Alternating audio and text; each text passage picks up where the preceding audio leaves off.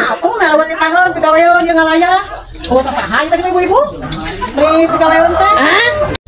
Aduh, kabeneran saya pulang. Tadi aku kudu halalin. Iya.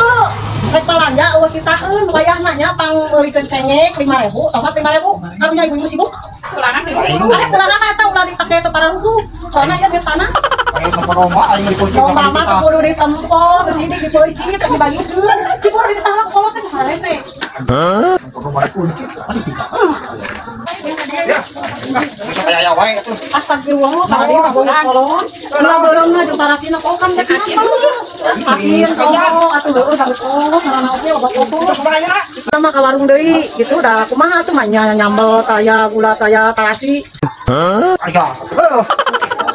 Ya, gula teh tah. Ya, bener aku ngatur nuhun nya. Ah, nepol obat tuh. Jadi tinggalin. Ya, dek nyita pan meulikeun Royko. Royko kosong jeung daun dadang tukang nguarkeun di ditu ke pohon batur. What? Naon deui atuh? Tukang mesetan Royko. Aing meni tuar daun dadang batur di kebon. Meni teu kaur aing atuh. Ya, numpang ya. Ah, ya ibu-ibu. Pak Haji keur nyawer ka bagi duit.